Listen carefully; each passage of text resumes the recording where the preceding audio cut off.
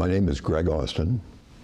I was born in New York City, and my family lived there for about 15 years.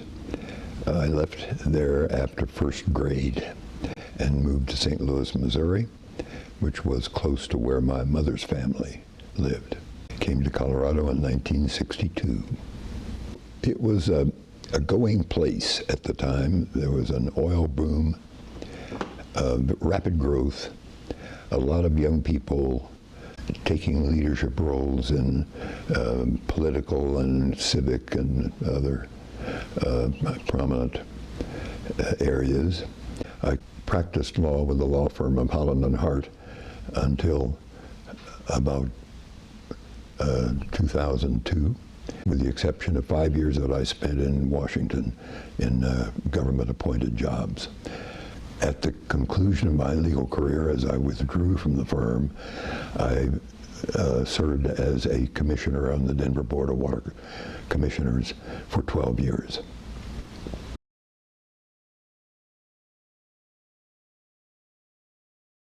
I went to Yale as an undergraduate, did time in the Army, and then returned to Yale for some graduate work, and then law school at the University of Michigan.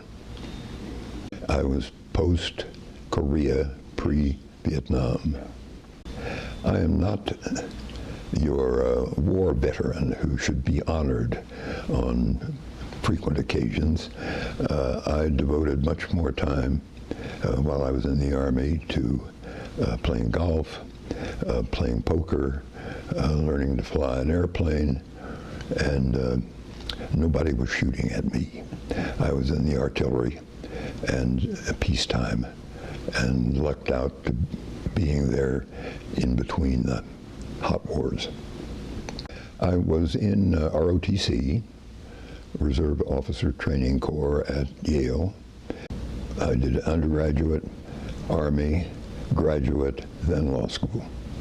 I remained in the reserves and did duty as a reserve officer, but it was not very consequential.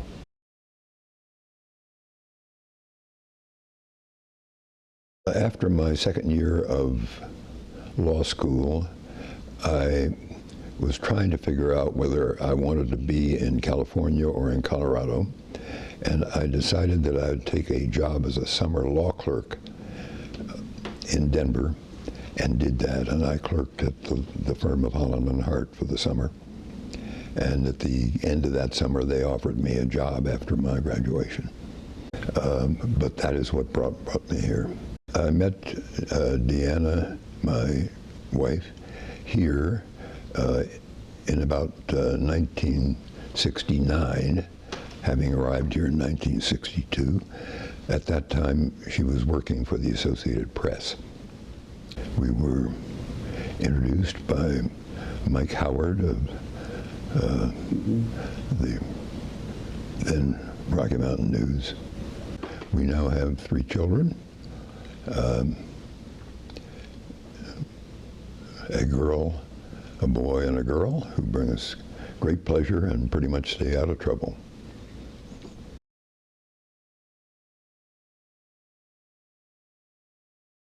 I traveled for a year between graduating from law school and going to work at Holland and Hart, and I was lucky in that when I did have time off, I could travel, do some international traveling.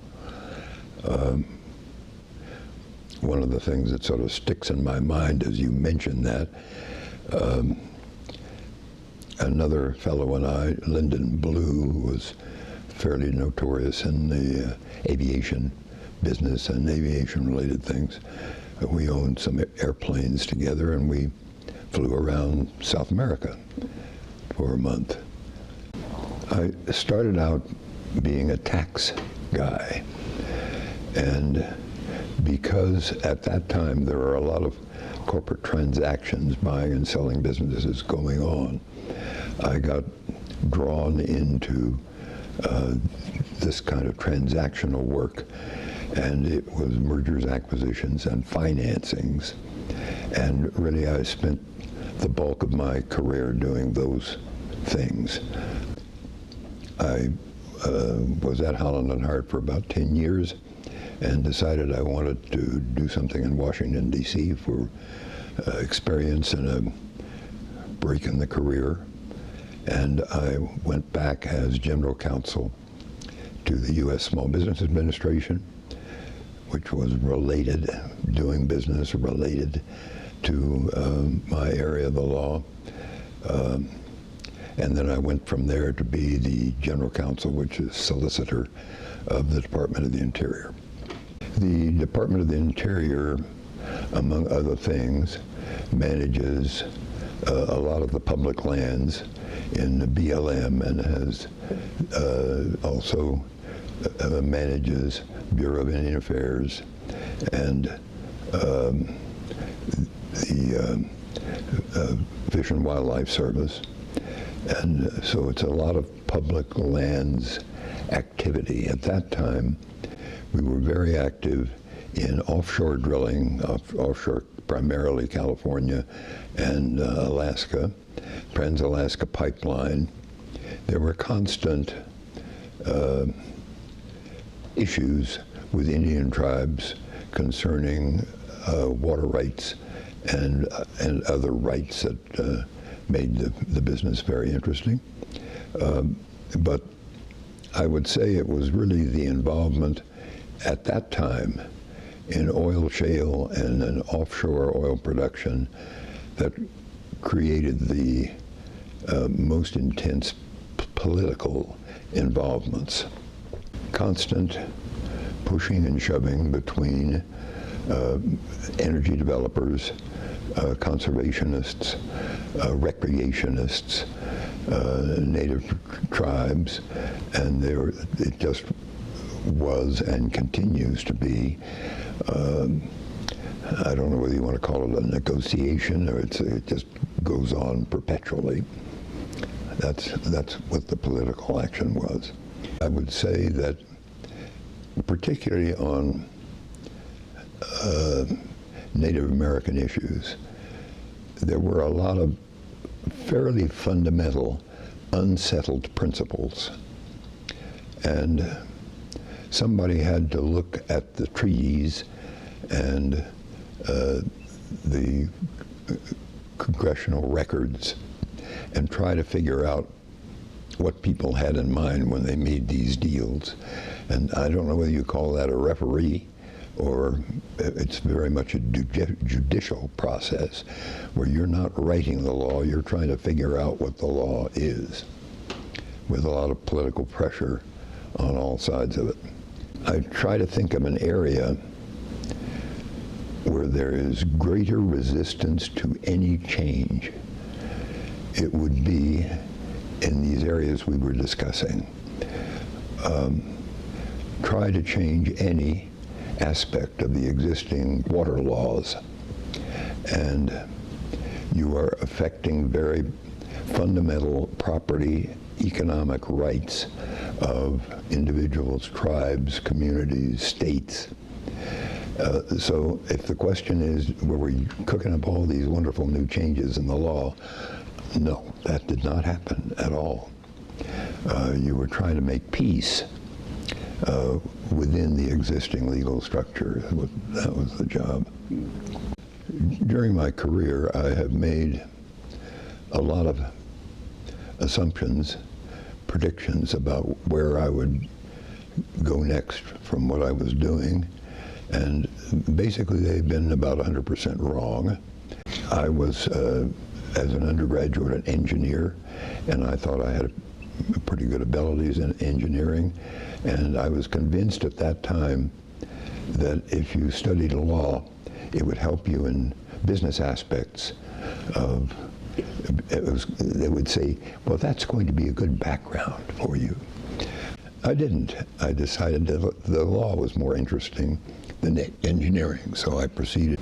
I went to work for a big law firm, believing that one of two things would happen.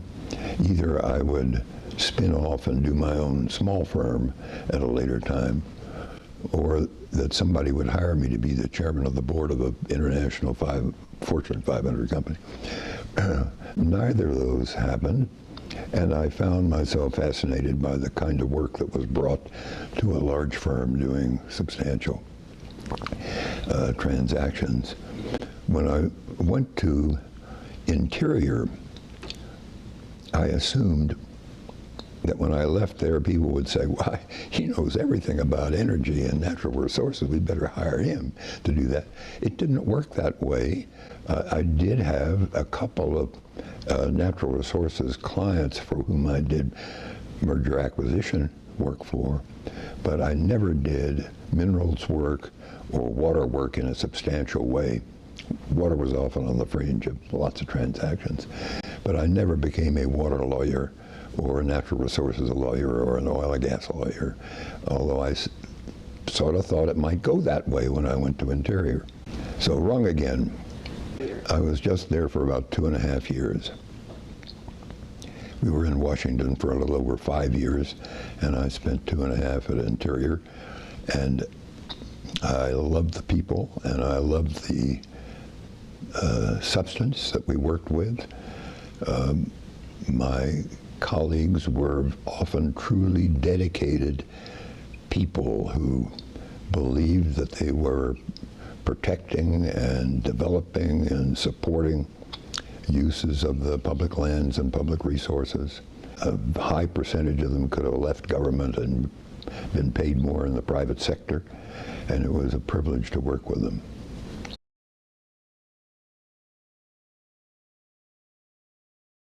I had 2 friends who were on the Denver Water Board. They were quite displeased with some fundamental ways that the Water Board functioned. And they were frustrated in that they didn't feel they could effect change. I was getting toward the mandatory, call it retirement age at my law firm.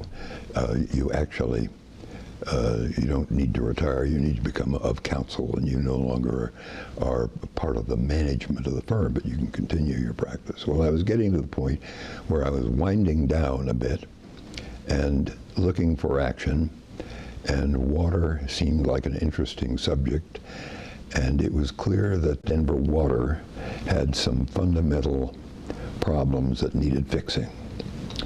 And so I went to then Mayor Hickenlooper, and I said, I'm a hero, I have all this wonderful background, and I'm willing to go on the Denver Water Board.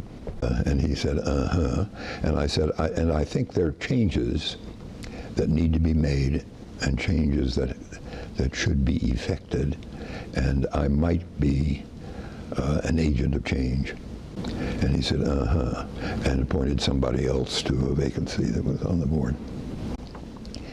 A couple of years later, I went to him and I said, nothing's changed. Nobody has made progress in these areas. If you want to have some change made, you should consider appointing me. And he did. The Water Board has 5 members, and I was able, in working with the other 4, to get their full agreement that these changes really ought to be made, and I was able to show ways that the changes could be facilitated and easy on everybody and relatively smooth, and basically they came about.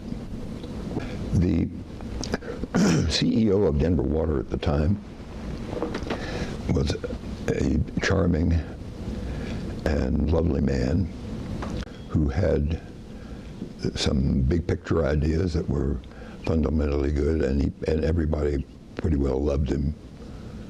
And he knew nothing about managing, didn't manage. It was totally unmanaged. He moved on within 6 months of my going to Denver Water. The organization, by reason of not having emphasis on management, was siloed broken down into people who work on supply or work on distribution or work on one part of the business or another, but were not at all working effectively with each other. And there was no effective budgeting. It was just simply not run like a business. And it did not take a genius. Anybody looking at it or hearing these people talk for 5 minutes could see that. And we were successful in hiring a absolutely super new CEO in Jim Lockhead, who fixed those problems quickly and effectively, and it's just a totally different organization than it was. In general, it's bad when a person comes onto a board of directors with an agenda. You don't want incoming directors with agendas. I've done that, gone on to, in fact, I usually have only been willing to go onto a board if I thought there was something particular that had to be done. And I've been successful in about half the time. On Denver Water, it was successful. I don't mean to suggest that I can go fix it anywhere, because I have failed flat on my face in trying to do things like that.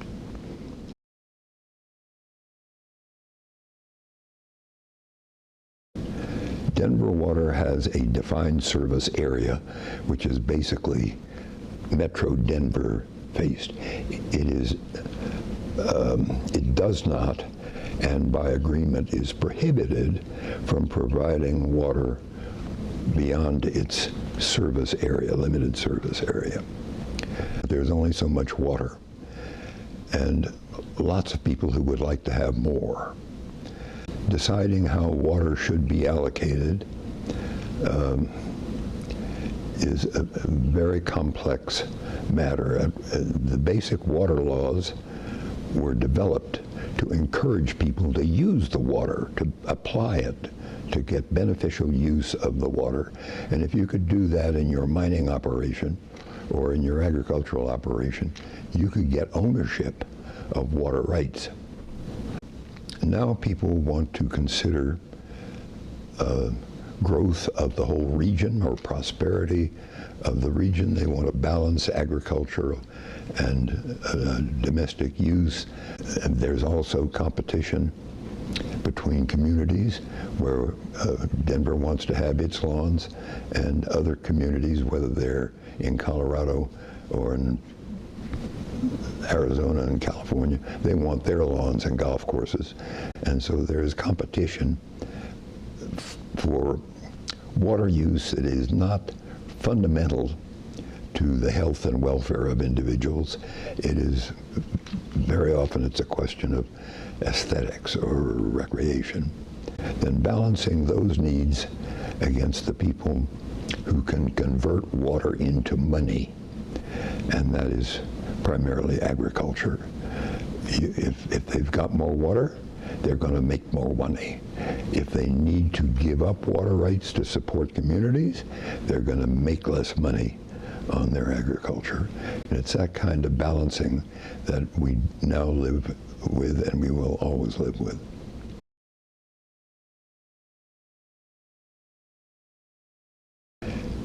Colorado and Denver has benefited enormously because it was very well represented at the time that the Colorado River Compact was entered into in 1920. What that compact did was allocate water between upper basin states, Wyoming, Colorado, to some extent New Mexico, and the lower basin states, predominantly Arizona, California. All the water starts up here in Colorado and Wyoming, and yet it had been put to use in the lower basin states, and they had water rights. They had property ownership rights in the water. And what that compact did was basically allocate water between the upper basin states and the lower basin states. Since then, there have been a lot of other agreements dealing not only with the Colorado River, but other rivers that originate in this state. It is conventional wisdom now that the assumptions on which the allocations of the water were made were wrong. That they tried to make long-term predictions about rainfall, and they counted the rings and the trees, and they did everything they could to come up with figures. And basically they grossly overestimated the amount of water that would be available. And the negotiation was therefore based on mutual mistake by upper basin and lower basin people. And there have been people who have suggested that it ought to be, the whole thing should be relitigated. Well, we have talked about the difficulty of changing anything to do with water, and there are many people who are fearful that if it was litigated, their personal interests, and that includes lower basin people and upper basin people, would be damaged as a consequence of the litigation. And there are people in Colorado who say, hey, you take all the voters of Colorado and Wyoming and you put them against the voters of California and Arizona, you're not likely to win out too well politically.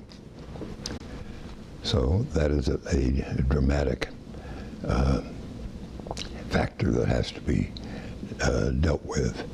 But we are living under a compact that was clearly negotiated on the basis of erroneous information and has enormous economic effect on how communities in Arizona and California develop and how farms get used.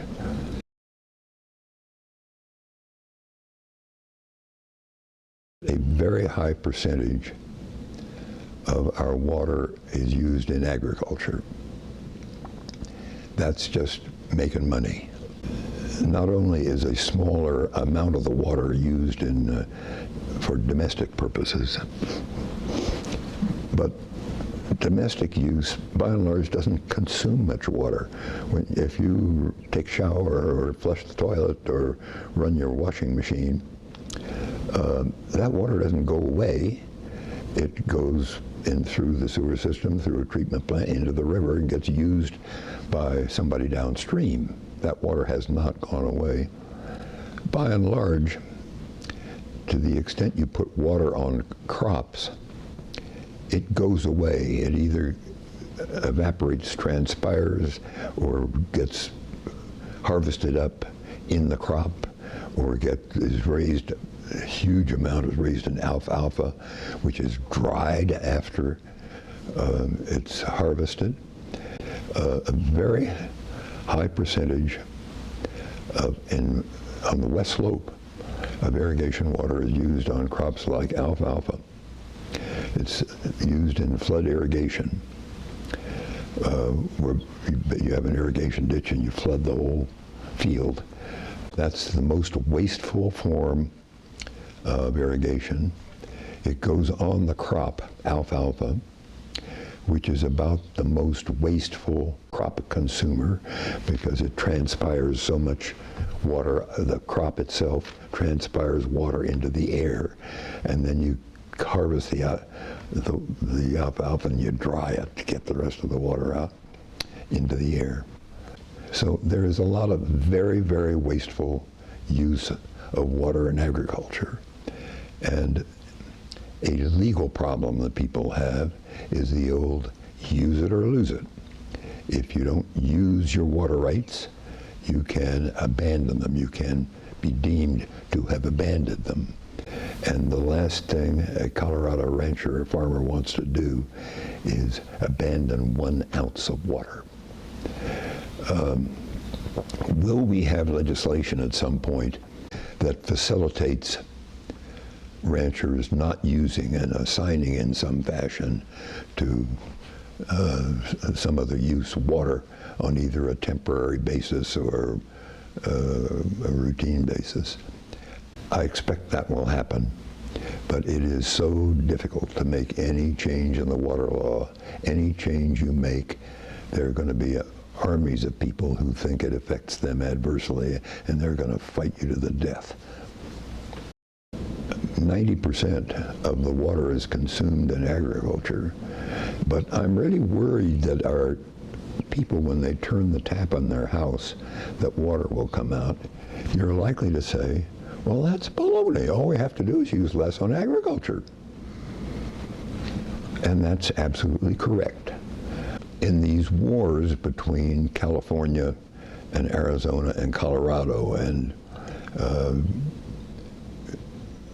who should use less water, there are really two questions. Who should make the most money farming? If your farms in Arizona are alfalfa farms owned by the Saudis, and they have huge corporate farms, how much sacrifice do you want a California rancher to make to support the alfalfa sales of Saudi? The question is, should we have lawns in our parks and parkways? Denver has a lot of these beautiful parkways with tree canopies and grass. Is that a proper use of water? Well, some people think that really adds to real estate values and the livability of the city and so forth. But if you cut down, are you cutting it down so they can have more golf courses in Southern California and Arizona? You've got to figure out where the water is going, and you've got to realize that 90% is used to make money in agriculture.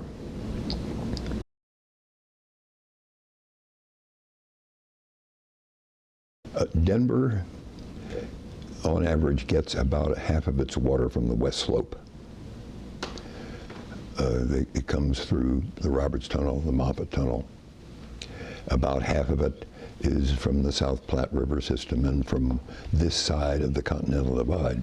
There's a certain amount of resentment on the West Slope that Denver takes this water, and what do? We use it on golf courses and our swimming pools. So they can't make money from it. Denver would love to have more reservoirs. We send a lot of water down the river that we could use, we could save and use. That's what the Two Forks fight was all about. Basically, and primarily environmental interests said, you don't need to do that. You can conserve. And then we don't need to build these reservoirs and flood these beautiful canyons.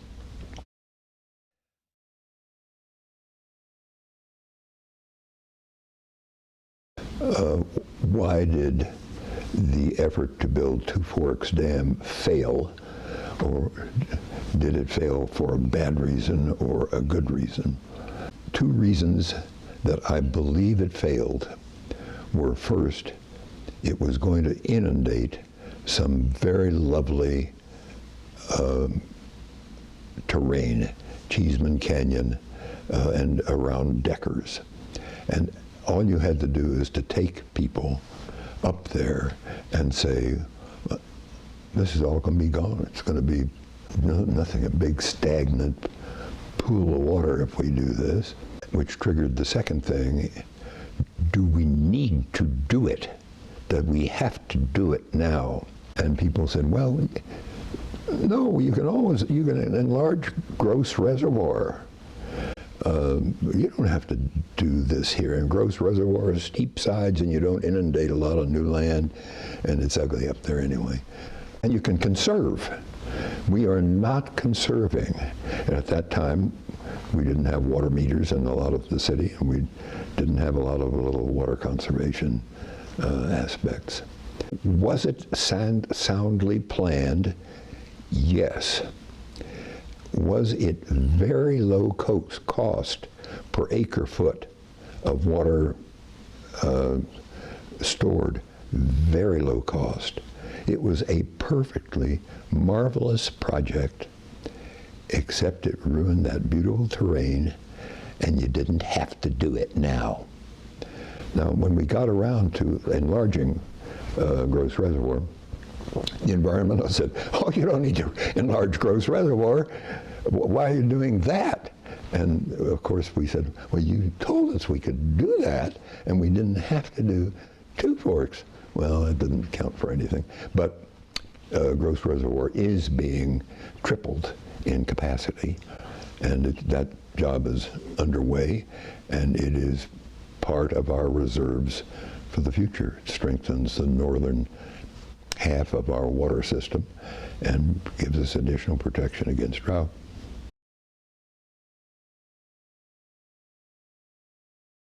So Denver Water, when it wants to increase the size of a reservoir, as we are 5 miles from Boulder right now, it has to say, we are conserving, and we nonetheless need to have more storage. And we have to go to the West Slope and saying, we need that water from your side, and we are conserving. So Denver Water has to make a credible case, and should make a credible case, that it's not wasting water. And it has several water conservation programs, and it has been effective. And through things like aerators, putting water meters where it was unmetered before, there's been a very significant reduction in the amount of water consumed. And it helps make Denver's essential case in dealing with environmentalists and the West Slope. We could say, well, those savings that we're getting, they're just piddling. They're just eyewash. Maybe so, but they are essential for our political purposes. Denver Water has to deal with the question of what happens if we have a serious drought. And should we get rid of our parks and parkways now? Should we say to everybody, cut down on this ryegrass and bluegrass that you're growing, and use prairie grasses, because that'll save a lot of water? Well, an answer to that is, if you all have bluegrass lawns and you have a drought, you can stop watering it. If you stop watering bluegrass, ryegrass, it doesn't die, it goes dormant, it turns brown. In the spring, when you water it again, it comes back. Denver Water has a drought plan, and the worst drought that we can, in this plan, is called a stage 3 drought. And in the case of a stage 3 drought, outdoor watering of lawns is prohibited. Every park, parkway, and lawn in Denver probably goes brown. In stage 3, though, it is recognized that you can have hand watering of trees and shrubs. A lot of reasons why we love tree canopy. It cools the town, it cools the city. You don't become a heat island. It protects houses against sunlight. There are all kinds of reasons.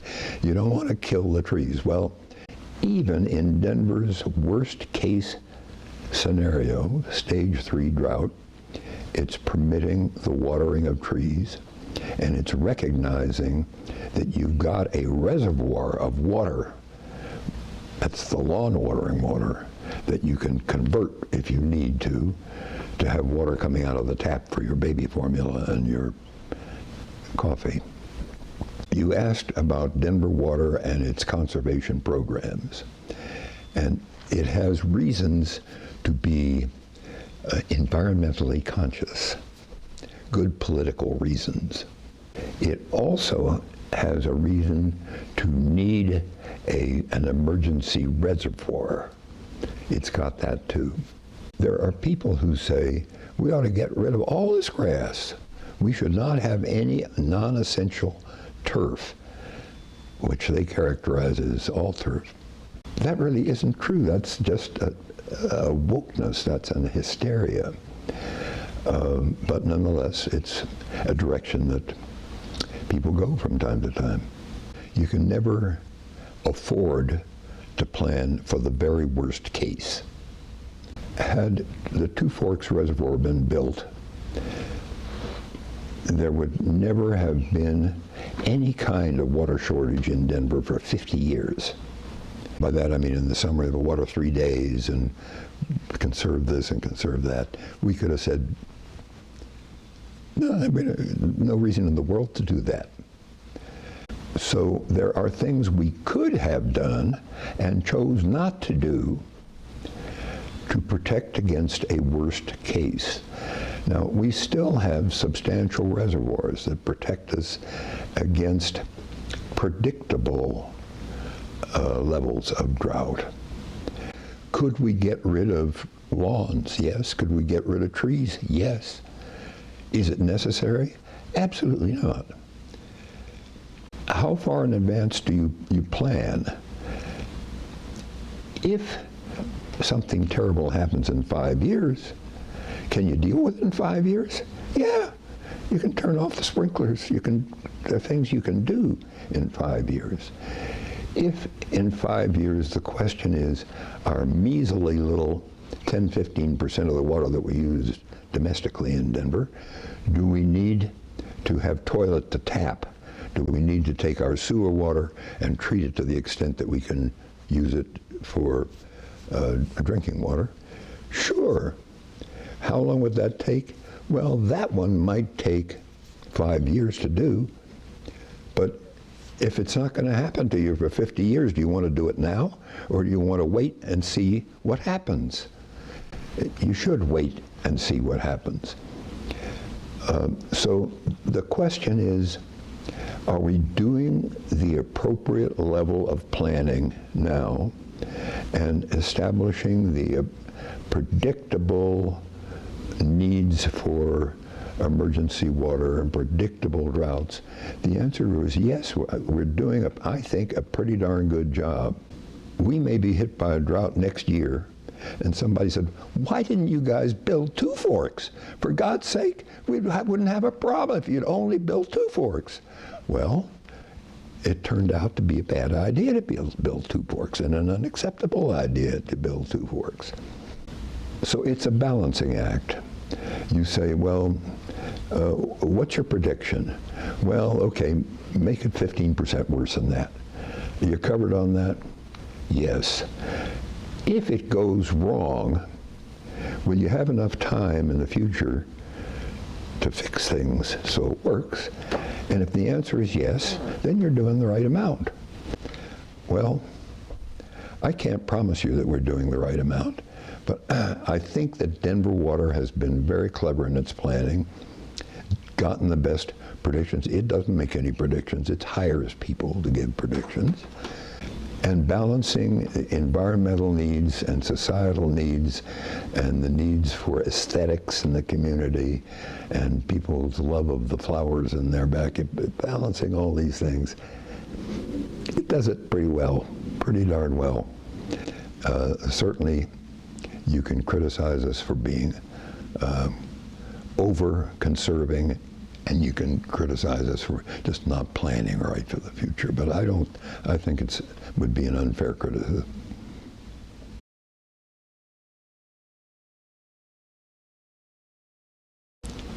The original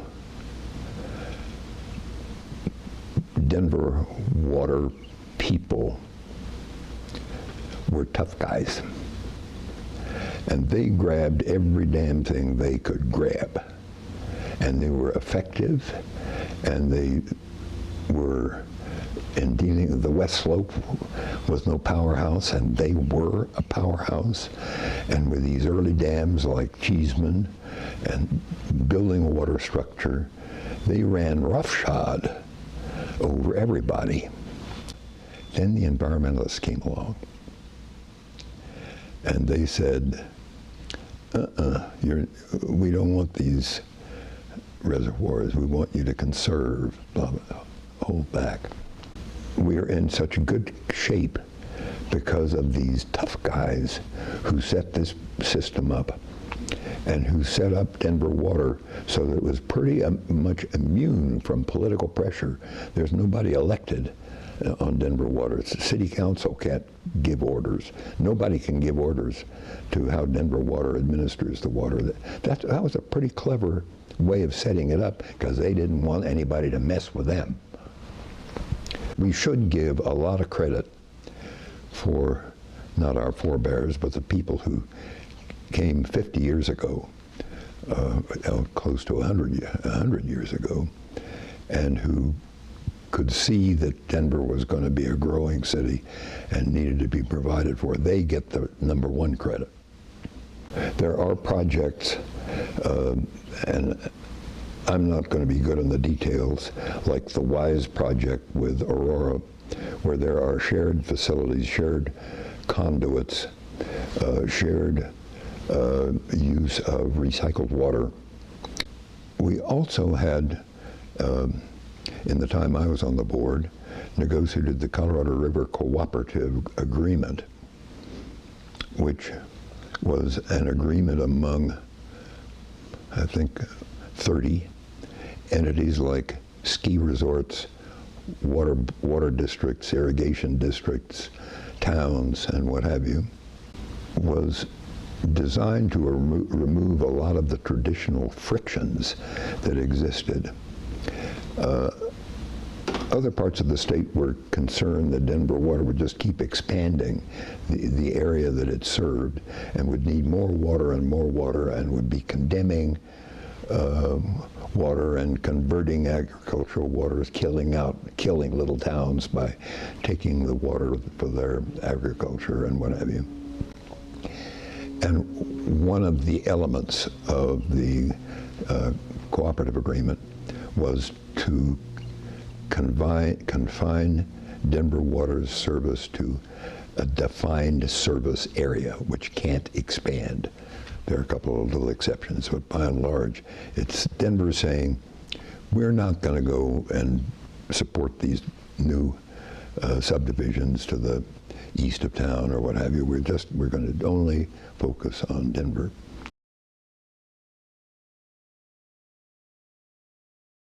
The reusability of water, and Denver got agreement that clarified its right to reuse water. Denver Water benefited from a lot of elements of the agreement, but it also relieved other communities and other users from uncertainties in their water. A fundamental of our water rights system is that you get to use the water one time. If you are a miner and you get a water right to run your mill, you can use the water, but then you got to release it. It's got to go on down to downstream people. If there is rain, you can't create dams and accumulate all the water on your property. You can have a 50-gallon rain barrel, but you can't reuse it. You can't take the runoff from your farm and use it in a commercial facility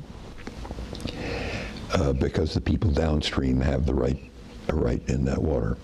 Roughly 50% of the water that Denver uses in a year comes from the West Slope through the Roberts and Moffett tunnels. Now that water was never going to go back to the West Slope. They were never going to get to see it again. And in that water, Denver has the right to use the water until its extinction. Now, what that means is we can use the water in our domestic systems. We can then purify it, and we can return it in the purple pipes, and we can use it for irrigation. What that means is that we could have gray water systems, toilet to tap, and reuse this half of our water supply. That's a very significant nest egg to have. We're already making a substantial use of gray water in irrigating our golf courses and parkways. But we have a good bit of additional water that could be reused. And that is another, call it a reserve supply of water that we have. So what people don't realize is the requirement that you only use the water once before you send it on downstream. And there's an exception to that. And Denver Water has a very substantial exception.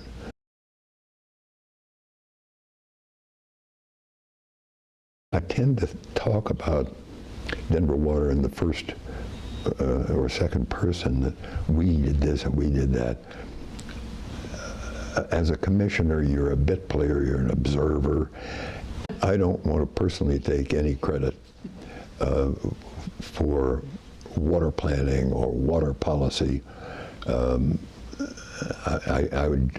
happy to take credit for some changes that took place shortly after I came on the board, but that did not have to do with water policy and the plans for the future. I think Denver Water has some very good people who work for them. In effect, the Denver Water Board has supported the staff who are A, smart, and B, serious, and doing the best they can, and not influenced by political factors by and large, or personal factors. I think Denver, the board is credited for selecting a good CEO, and I think the board is credited for standing out of the way of the staff to do their job, and I think they are doing their job right.